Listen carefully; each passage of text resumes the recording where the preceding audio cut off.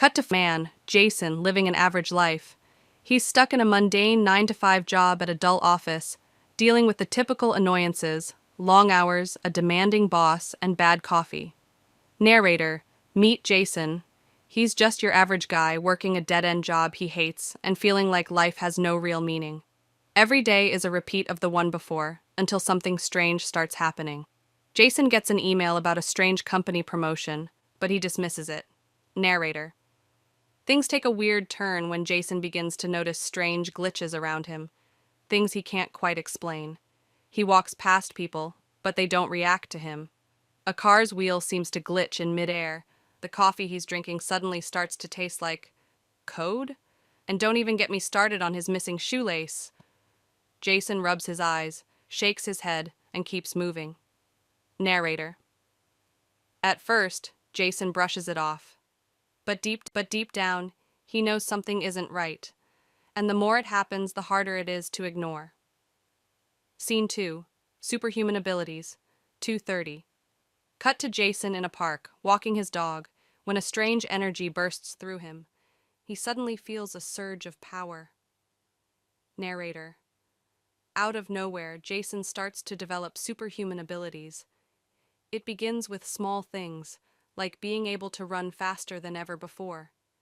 He's jumping higher than he thought was possible, lifting things like they're nothing. He even realizes that his senses are on another level. He can hear conversations from miles away. Jason does a test, leaping off a small wall, landing without a scratch. Narrator. As Jason starts to harness these abilities, he also begins to question how this could even be possible. Is he just incredibly lucky, or is something else going on? Scene 3. Investigating the glitches. 4:00.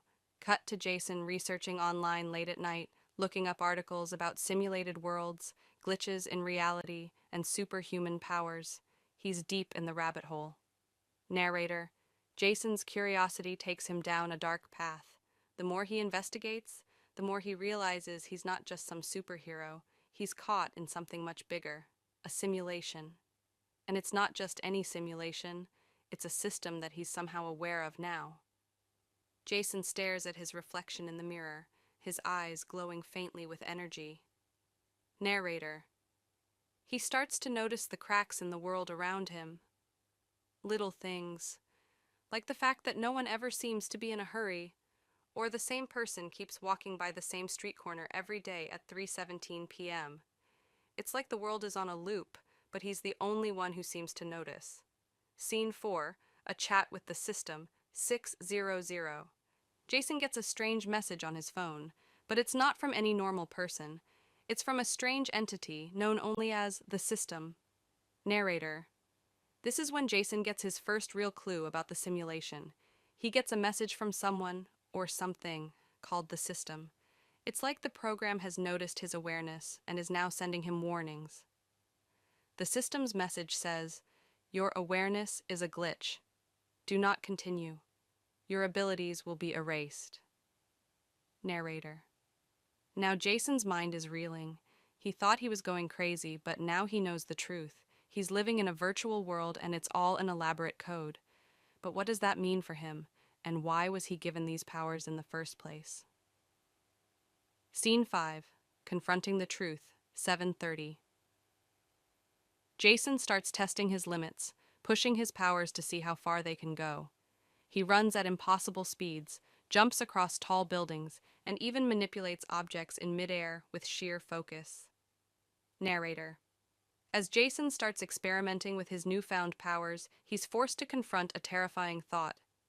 If this is a simulation, does anything even matter? Can he change anything? Or is he just a puppet in someone else's game? Cut to Jason talking to his best friend Mike, trying to explain what he's discovered, but Mike brushes it off. Narrator. He tries talking to his best friend Mike about what he's discovered, but no one believes him. Everyone just thinks he's losing his mind or looking for attention. The more he questions his reality, the more alienated he feels. Jason stares at a coffee cup, then makes it float with his mind. Narrator. Jason realizes that even though he's starting to unlock the secrets of the world around him, he's also becoming more isolated. The more he plays with his powers, the more he feels like a stranger in his own life. Scene 6. Uncovering the Source, 900. Cut to Jason hacking into the system and finding a backdoor access point to the mainframe. Narrator. Jason decides to dig deeper. He manages to hack into the system, gaining access to the mainframe, essentially the brain of the simulation. Here, he uncovers something even more shocking than he could have imagined. Not only is he living in a simulation, but the entire world around him is fabricated. Jason uncovers files that list his name as a subject in an experiment with